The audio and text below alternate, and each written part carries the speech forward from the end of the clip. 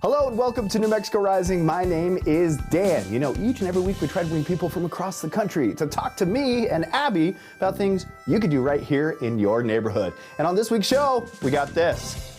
Adding in protein to mashed potatoes, adding in Greek yogurt to kind of slow down digestion, absorption, but also help. All of that and more right here on New Mexico Rising. You know, it's a good time to reflect on serious health challenges that many Americans face. Obesity and type 2 diabetes, often called the Diabesity epidemic, continuing to affect millions. So joining us today to talk about what can be done and how we can take action is Dr. Rhonda Randall, Chief Medical Officer at UnitedHealthcare. Dr. Randall, welcome to the show. Thank you for having me. All right. Can you explain what this diabesity epidemic is and why it's such a significant health issue? Yes, type 2 diabetes and obesity are closely related conditions. In fact, they're so often happening together that the new medical term diabesity has been used to describe this epidemic. This is partially because someone who is obese is 6 times more likely to develop type 2 diabetes over the course of their lifetime. We know that obesity is a costly chronic disease that affects 42% of American adults.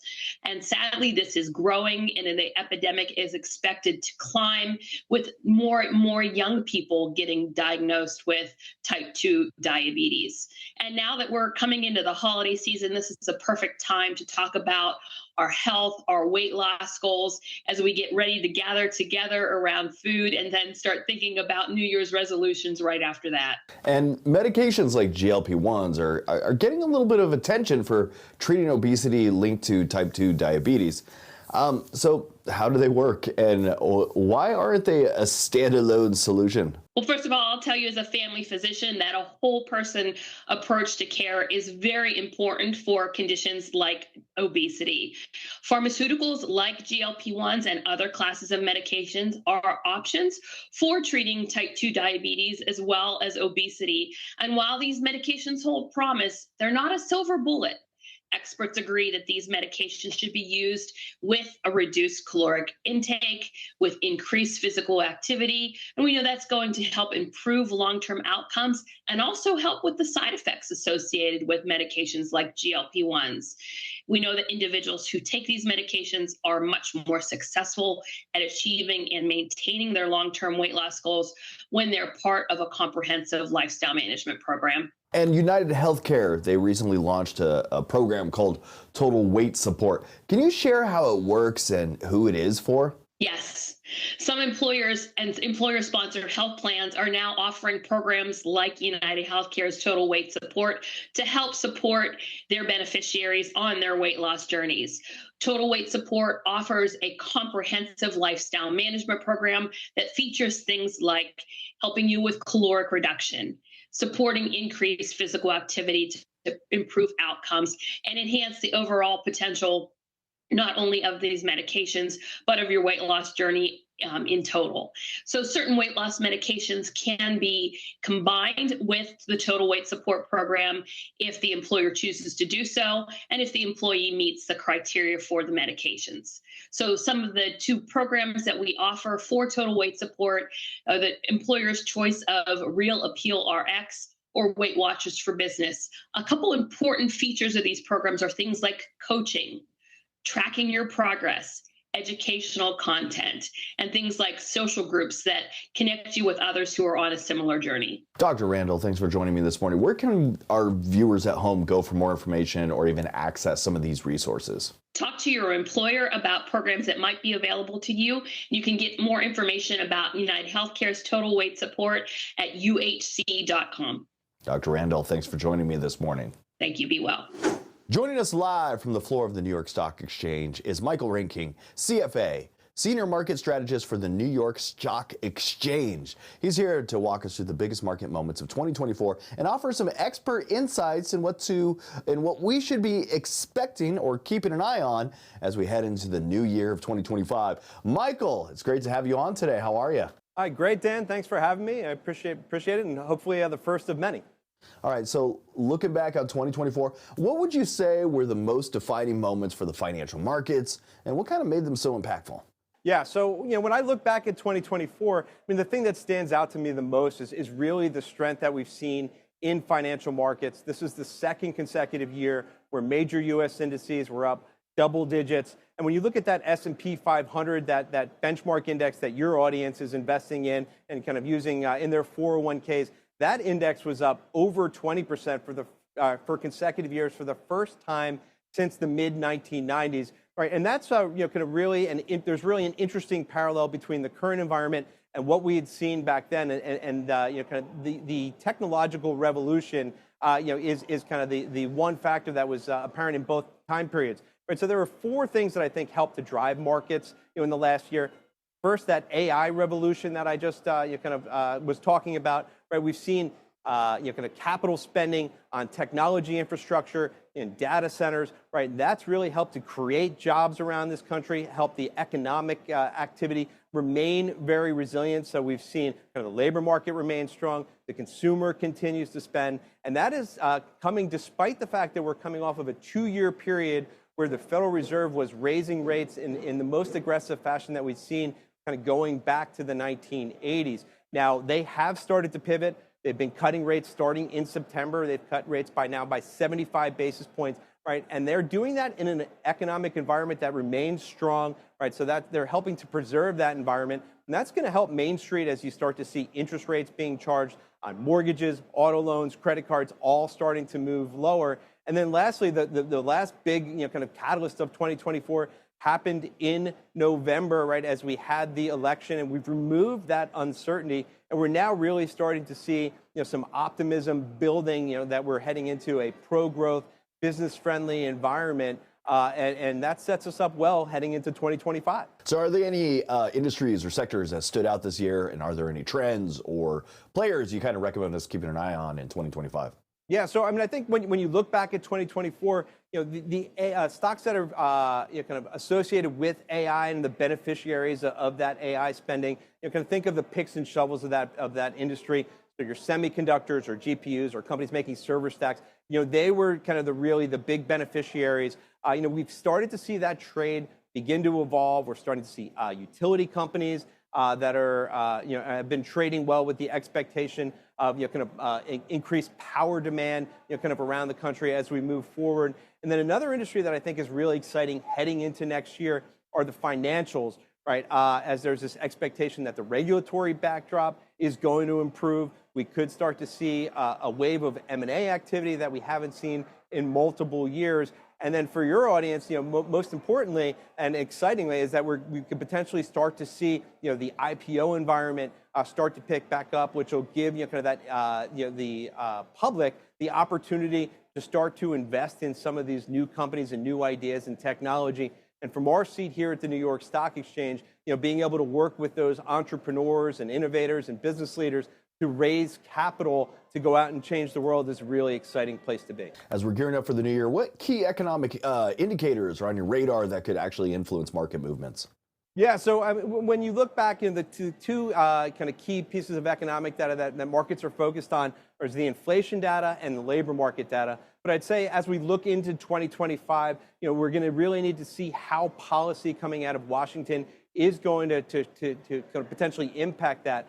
From my perspective, the labor market data is and will continue to be the most important in that, as people have jobs, they continue to show a propensity to spend, and that kind of that consumer spending and domestic demand here in the U.S. makes up such a big piece of our economy. And then when you look at Washington, right, things that we've heard in and around immigration, potential tariffs, right, those both can potentially impact both the employment and inflation side of the picture here. But overall, the overarching backdrop looks pretty positive. Michael Reinking, thanks for joining me this morning.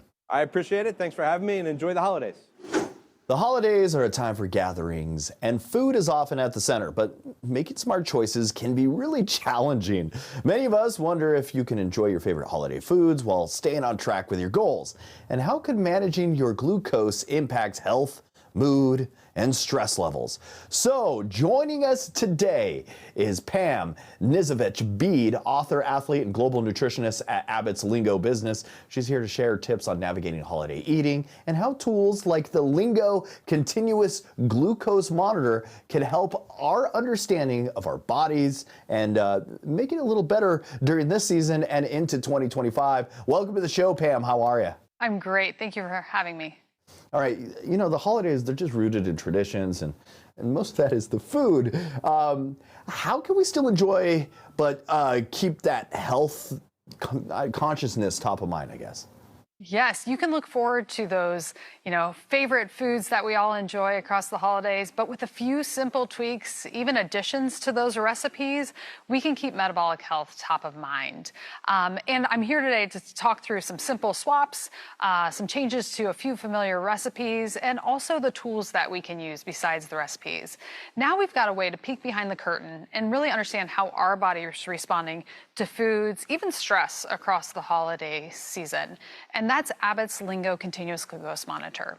So a CGM is this small biosensor. It rests on the back of your arm. It's available over the counter. You wear it for up to 14 days, and it gives you minute by minute information on how your body is responding to your food, your exercise, even the stress of the holiday season. And then you're going to be coached through the Lingo app of different choices to make, different habits to build. You'll see in real time how you're responding to the make-ahead mashed potatoes or the salad at the front of the meal. So you start to build these habits that really brings nutrition to life across the holidays, takes some of the stress out of knowing what foods work for you. When our glucose spikes, how can we manage it during the stress of the holidays, essentially? Yeah, so over half of adults say this season is more stressful than tax season. And stress definitely impacts our glucose. But so many factors impact our glucose. And it matters to all of us. Because when our glucose is on this roller coaster across the day, whether we have better metabolic health or we're moving towards improving our metabolic health, glucose matters to all of us. And we want to keep our glucose fairly steady. And we can do that by adding in more movement, adding in a few simple nutrition tips and tricks across our day. We can feel steady. And when we feel steadier, our mood is better, our energy, even our sleep. So glucose is at the center for all of us, and it impacts how we feel. So what are some simple swaps that we can consider? So we've got a few to talk about here. So maybe it's just starting our meal with a salad, right? Adding in more greens, adding in fiber at the front of the meal, adding into that balanced plate. Maybe it's making ahead of mashed potatoes. So not only does that take the stress out of adding, a dish to our dinner, but you create resistant starch by making it ahead of time. It's a type of carbohydrate that's just a little bit slower to digest across your body. Adding in protein to mashed potatoes, adding in Greek yogurt to kind of slow down digestion, absorption, but also help because protein is a very hard-working macronutrient for us. Taking some of the sugar out of our glazed carrots, but instead adding in monk fruit or adding in cinnamon for some flavor and better glycemic control. So just small tweaks, small additions, rather than taking everything away that we can add to our dinner table. And when you see your data in the palm of your hand, you know what choices are working better for you, things that you should continue, or different challenges to try. And what about some holiday drinks and maybe the desserts that we get into? Can we have our cake and eat it too? Yeah, one of the most insightful things I've learned with Lingo is how my body responds to dessert, and especially to alcohol. So yes, you can have your cake and eat it too, but add it at the end of the meal and it slows down that glucose roller coaster. Adding in some pecans or extra fat to your familiar recipes, you're adding in some nourishment, but you're also slowing down digestion and absorption. When you're diving into the cocktails, we have a mocktail here, but we've also reduced some of the sugar, right? We've used a dry spritzer. So it feels like an indulgent drink, but it's better for your metabolic health. And again, when you have those real-time insights, you can see how your glucose is responding and how you're personally feeling. So how does the combination of technology and these tips usually work together? Yeah, it's really personalizing nutrition. It's knowing your own data in the palm of your hand, minute by minute, so that you can start to decode what is working for you. And you get coaching tips education throughout your journey with lingo. But with technology, we're just peeling back the curtain into personal health and letting people know, like, hey, this is how I respond. I respond different than you respond, and how I build better habits that work for me. And it's all in the palm of your hand. Pam, thanks for joining me this morning. Where can we go for more information? You can visit us at hellolingo.com for our holiday eating guide and to try lingo for yourself. Thanks for joining us this morning, Pam. Thank you. Have you ever wondered what it would be like to get lost in a galaxy far, far away? Star Wars Skeleton Crew takes viewers on an epic journey with a group of kids who discover just how strange and dangerous the universe can actually be. So joining us today are Robert Timothy Smith and Kiriana Crater, stars of the thrilling new series now streaming on Disney+. Welcome to the show, you two. How are you? Good. How are you? I'm doing all right. And the series is kind of like a mix of Star Wars with like some of those classic 80s adventure films. Stuff that I grew up with, like Goonies, Captain Neo, Flight of the Navigator, those type of movies. I know they're way before your time. Did you guys have to do a little research, watch some of those films? And how did that kind of influence your experience on making these? Honestly, like, my dad made sure I grew up right, so I kind of grew up watching those films too. But we watched Goonies and E.T. together. Yeah. I think it was like one of the first days we met, but we got along like immediately. Like we all clicked, and we were in beanbag chairs, and we played Mario Kart after, and we ate pop chips and popcorn, and it was fun. Yeah, I've always really loved the like Star Wars like trilogy, and it's always been kind of like up my alley because I'm a big sci-fi person. So like, speaking that there's literally like a series that is like all about sci-fi is like really cool. And you guys got Jude Law kind of helping you out in this. How was it working with him? It was amazing. He so terrible. Yeah, it was bad. It was terrible. He has the weakest thumbs in the world. What? Yeah. You think he'd have really strong thumbs after being an A-list actor and autographing so much, but I beat him in thumb wars every single time. Yeah. And maybe he was acting and he was letting me win, but that's my biggest flex in the world. And I tell everybody that. No, but he was amazing. He was such a nice person. And he was like our babysitter. Yeah. He like mentored us to become better actors. Yeah. Yeah. He's awesome. He's really cool. Well, Robert Kiriana, thanks for joining me this morning. And Thank now I you know, so much. terrible thumbs, that Jude Law, terrible thumbs. Thank you. No, sorry, Jude. But Thank you.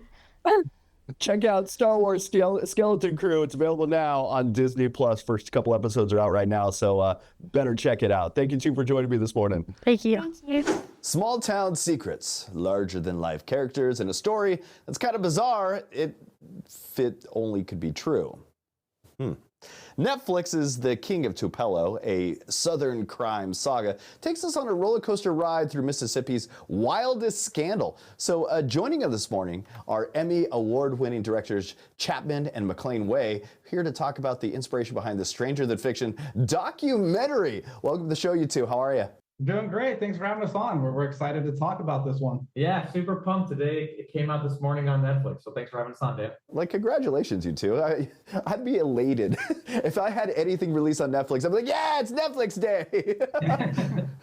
Yeah, it's super easy to recommend to people. You know, most people have it. It's easy to watch, and so yeah, it's always fun for family and friends, and just for people at large to be able to see our work. We're super excited. All right, let's get to it. Tupelo seems like the perfect backdrop for a story like this. What made you decide to kind of bring this story to life? Yeah, we had like a very vague recollection of this story from 2013 where, you know, an Elvis impersonator was arrested for sending a deadly poisonous letter to President Barack Obama in an assassination attempt and was arrested. And, you know, we flew out to Tupelo in the 2021, met with Paul Kevin Curtis, the man who was initially arrested, and quickly realized there was a whole lot more to the story than was reported at the time. You know, it involved severed heads and the black market organ trade and this conspiracy involving congressmen and senators and kind of just one jaw-dropping turn of events after the other. And Also it involved a massive feud and rivalry with a local karate instructor who becomes a very prominent character later in the story. And Mac and I just quickly realized, like, this has got to be a doc series. There's just too many good stories, too many good characters, and we dove in and spent about 3 years making it. When making a documentary, what was like one of the most surprising or challenging things that was unraveling while investigating this tale? Yeah, I mean, it was a little bit of a disorienting experience to go down this rabbit hole. You know, this story starts almost with a manageable scope, right? Just Tupelo, Mississippi, birthplace of the king, Elvis impersonator Paul Kevin Curtis, and he starts to go down this kind of conspiracy rabbit hole, primarily related to the concept of a black market body parts organ trade. But that takes him down all these like crazy left turns, right turns. But it eventually just kind of rises all the way up to Washington, D.C. And that was always surprising for us. As we kind of finalize this story, the third part of this series, I don't want to give too much away, but it starts to focus on a second character, a man who was kind of behind the scenes during all this. And he's currently serving a 25-year prison sentence. And for us, it was a very fascinating experience talking to this man. We had done hours-long interviews, and he gives a true insight into what the FBI was up against. One of our quotes from our FBI agents is, you know, if you send a deadly letter to the president of the United States, there's a lot of people that are going to start trying to figure out who you are. And so that was certainly part of the fun of this story, was going along with the FBI and their investigation into this. So it's kind of diving deep into the world of conspiracy theories. I know it's weird, but like, what perspective do you see bringing into that conversation, I guess? Yeah, it's really interesting because, you know, part of our series looks at kind of like the birth of the internet in the mid 90s and kind of the birth of internet conspiracy culture in the late 90s. And, you know, our main character finds himself on the dark web and message boards, researching, going down the rabbit hole, so to speak. And I think what was interesting for us to look at was, you know, what does this journey provide for the people that go on it? You know, is it a sense of validation, a sense of importance, a sense of being heard? And then on the flip side of that, what's it like for loved ones and friends and family members who watched a loved one kind of go down these rabbit holes? And so it was definitely something we were interested in exploring and talking about. I always say the story is a little bit of a canary in a coal mine, a little bit for, you know, the direction that the country would go and how prominent conspiracies would play in our day-to-day lives. And so it's a fascinating look at like what this whole world was like back in the late 90s and early 2000s and kind of how it's gotten to where it's gotten today. All right, thank you two for joining me this morning. I guess never send death threats to presidents. I guess that's one takeaway that I learned today. Okay. It's a good rule to live by, not a bad one to live by. All right. Check out the Kings of Tupelo. It's Tupelo, right? I'm saying this wrong. I feel bad every time. Oh, no, yeah, you got it. That was me, but no sweat. Good. All right. Check out the Kings of Tupelo, and it's available now on Netflix. Thank you two for joining me this morning, my friends. Thanks so much. Really fun. Thank you. You know, few stories capture the imagination quite like Wicked. From its incredible run on Broadway, its highly anticipated big screen adaptation, this is a tale that's enchanted millions. Joining us today is Ethan Slater, the talented actor bringing Bach to life in this reimagined Oz. Ethan, welcome to the show, my friend. And thank you for having me. All right, I know you're used to stepping into some surreal worlds, like SpongeBob, and yeah, sure. Now you're jumping into Oz. It has a huge, passionate fan base. What was it like for you to kind of step into this world and take in the role of Bach and a character that's like really integral to the story?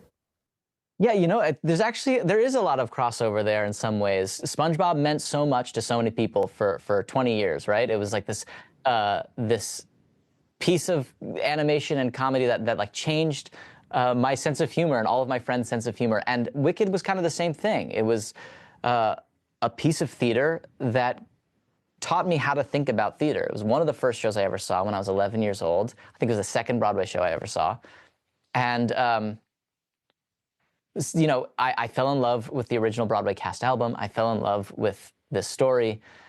And it made me sort of want to do more and more and more and more. So I know how much it means to people because it meant that much to me. And just like with SpongeBob, where I wanted to take care of the character and make sure that people saw SpongeBob when they saw me, but I also wanted to put my own spin on it. So is the same with Bach. I wanted to make sure that I paid homage to Christopher Fitzgerald, who played it originally on Broadway, to the dozens of people, if not more, who have played it in the 2 decades since. But I also wanted to bring my own version of Bach to this world.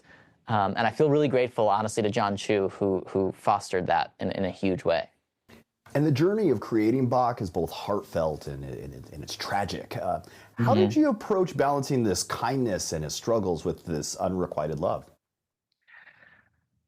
I think it's a really human thing and something that I think a lot of people can relate to. You know, Bach with Nessa, there's another unrequited love there, but their relationship over the course of this movie, it sort of blossoms. It starts from a place of misunderstanding, but I think they really care about each other, and they form a really real friendship that just means something different to Nessa than it does to Bach. And in the face of that, he's dealing with his unrequited love for Galinda. And I think what's really beautiful about this is the way that throughout all of that, Bach is still leading with good enough intentions, and he's looking for his place in the world, and he kind of finds it. And then, as John has talked about, a lot of Wicked is about what happens when the curtain is pulled back and the truth is revealed, and how do you handle that? How do you handle that shake-up to your system, to your sense of the world? And that's kind of what starts to happen in part 2, which I'm really excited about, but can't really talk about yet. Sorry, I got ahead of myself. That's all right. Your bosses aren't watching my show. You could put as many spoilers here as possible. It might be. The production design, it's breathtaking. What was it like filming in these elaborate sets, and what are you excited for fans of Wicked to see? The sets were stunning and larger than life. I think that's something that I was really amazed by in the moment. Was I remember walking onto the set of Shiz and just kind of my eyes just going up, up, up, up, up, because they built this huge quad of the school, and there's a giant lake, and we entered the school on boats in the lake. And I remember thinking, God, I hope people don't assume this is CGI. I remember seeing, the wizard head in the wizard's chambers, and thinking, I really hope people realize that in real life, those eyebrows and the lips are moving and the sound is coming through. It's all really built. And I think watching the movie, what I'm struck by is that the practical nature of the sets and of the costumes and of the world, it really comes through. It feels really lived in. And so it just sort of proved to me the value of it, I guess. Ethan, thanks for joining me this morning and kind of giving us that little peek behind the curtain of Wicked. We can't wait to check it out. It's in theaters now, and thank you guys for joining me this morning. Yeah, thank you for having me, and thanks everyone for watching. Go see Wicked, I guess. And that is it for New Mexico Rising. I want to thank you for tuning in and checking out the show. If you want to be on the show, hang out with me and Abby, all you got to do is email me. That's newmexicorising@gmail.com. Follow us on Facebook. Follow us on Instagram. Also, go to our website. That's newmexicorising.com. Make sure you follow us on YouTube at NM Rising. Like, comment, subscribe, click that little notification bell whenever we upload a new video, so you don't have to be waking up so early in the morning to check out the show. So until next week, that was New Mexico Rising.